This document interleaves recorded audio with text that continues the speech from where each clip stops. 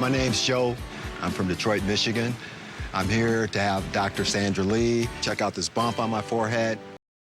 Ooh, that's like a unicorn bump and like right in the middle of his forehead. What could that be? Let's find out.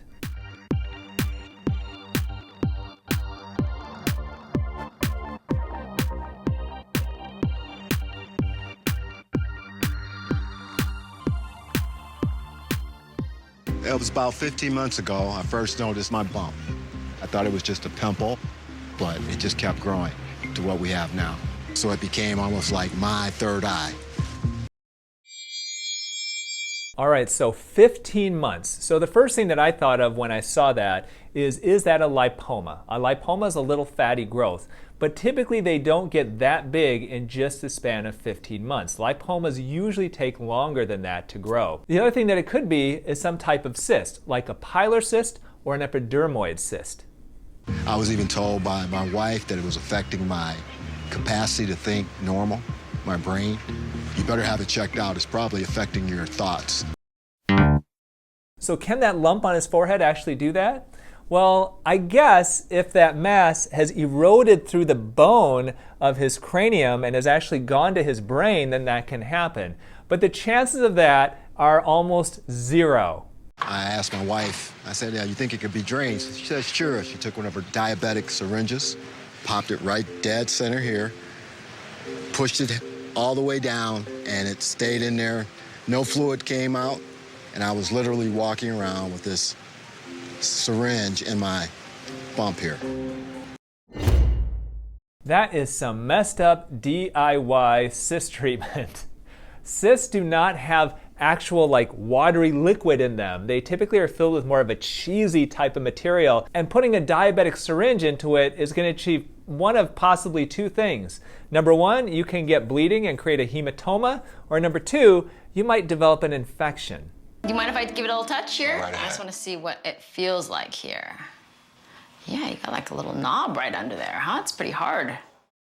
If it's really firm like that, then we could probably take away the diagnosis of a lipoma. So otherwise we may be looking at an epidermoid cyst or a pilar type of cyst. Another name for both of these cysts is sebaceous cyst, but the term sebaceous cyst is not a good term. They, in reality, don't have anything to do with the sebaceous glands, so the term sebaceous cyst is really not used by doctors hardly at all anymore. I mean, what I would think if you hadn't given me this history of how long this has been there, I would think a pilar cyst. But the fact that you've only had it for about a year and it's grown to this size, you know, that's a little bit unusual. So I'm not quite sure what this is. All right. The best way to do this is to take it off, send it in, and just have it looked under the microscope, okay?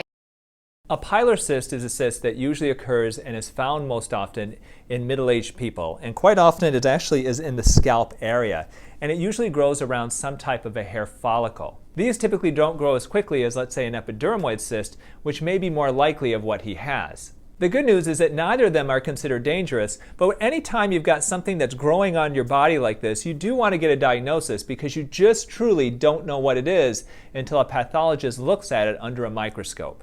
You make sure I'm not hurting you at all, okay? You feel me pushing on you, but you should not feel anything sharp. I see something peeking out already. It's right there, ready. Okay, I'm gonna give it a little squeeze, okay? All righty. Oh my gosh, it's like you're squeezing a toothpaste tube and white toothpaste is coming out. This is typically what you see inside of a cyst. It's not liquid that you can pull out of a syringe like that, but it's this kind of cheesy type of buttery type of material. You got some kind of cyst here. Let's see what kind it is. We could kind of tell sometimes by the wall of it. I don't want to squeeze too hard or else this gets on our wall. You okay? Yeah, I don't feel anything. Good. There are two ways to remove a cyst like this. My favorite way is to actually core the whole thing out and to pull it out intact. It is very satisfying to just take this whole cyst out, remove it intact, then you take a knife and you cut it down the middle and see what's inside. It's like a little surprise for you.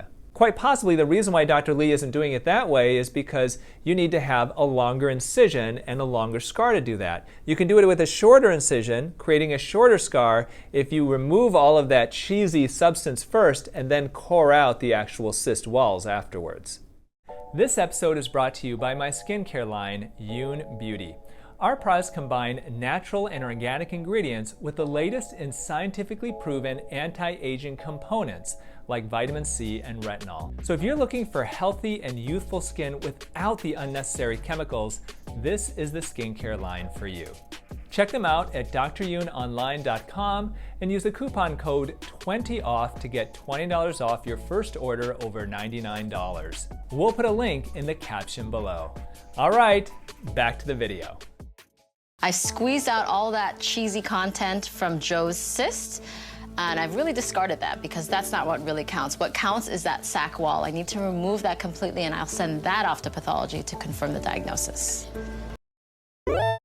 If it's a pilar cyst, then typically you see a thicker cyst wall with those types of cysts, possibly because they've been there typically longer. An epidermoid cyst often has a much thinner wall. That's more prone to breaking, but you can't necessarily tell the difference until you look at it under a microscope.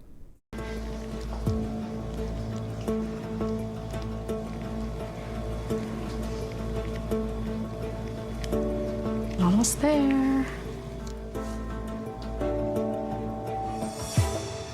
Done. So what would happen if she didn't actually remove those cyst walls? Well, most likely that cyst can actually recur. Not always though. You might have an epidermoid cyst that you may pop or that may actually go away on its own and never come back. But something of this size, the best thing to do is to take those cyst walls out, because once you do, you know it's never going to come back. This looks like it's, I don't know if it's an epidermoid or a pilar cyst. I'm just checking that I got the whole thing. It looks like I did. It's like a little lima bean. Well, the good news is it's not a soft tissue sarcoma, and this is just a cyst that is completely benign, that the worst thing that can happen with these things is that they come back and they may grow bigger. The shape of the sac actually tells me that this is most likely a pilar cyst because it's thicker and it kind of retains its shape. Epidermoid cysts tend to be a little thinner and more friable and easily torn, but I'm only going to get confirmation if I send it off to pathology. Epidermoid cysts are also called epidermal inclusion cysts, and they can occur really anywhere in the body, and they're typically due to skin cells that are basically below the surface of the skin. They secrete oil, and that creates this kind of cyst substance. So quite often these occur in areas of trauma. If we do surgery, you can get a cyst from that, or even something as little as a bug bite can technically create an epidermoid or epidermal inclusion cyst. I can't wait to show you. All right, we're at the final stretch though here. Let me just take this little bit out here and then we're good. All right, you are now cystless. Oh man, great. The area of his cyst is technically a bit of a danger zone. There are certain blood vessels and nerves that come right through that area, and so doing that procedure, she has to be very, very careful not to cut them. If she cuts the nerves, he could actually lose sensation to parts of his forehead. If she cuts the blood vessels, it could become an actual bloodbath. So it looks like Dr. Lee did a really, really good job here. Wow. Just puffy right now, but it'll come down. Beautiful. I like that.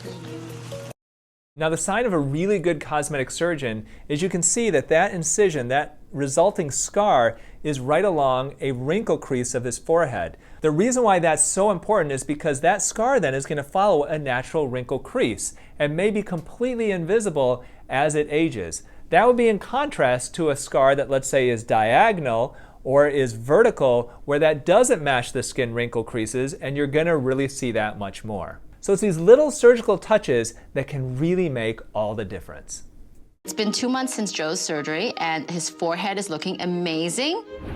His third eye is gone forever. And best of all, his wife realizes his brain is just fine. So it looks like Joe looks fantastic, and he didn't bother going back to see Dr. Lee and follow up. What a great job by Dr. Pimple Popper. Well, if you enjoyed this reaction, take a peek at the playlist I have right up here where I react to other Dr. Pimple Popper episodes. These will gross you out, they will inform you, and they will definitely entertain you as well. And if you've been enjoying my videos, please subscribe to my channel, and always remember, eat real food, use clean skincare, and only consider actual plastic surgery as a last resort.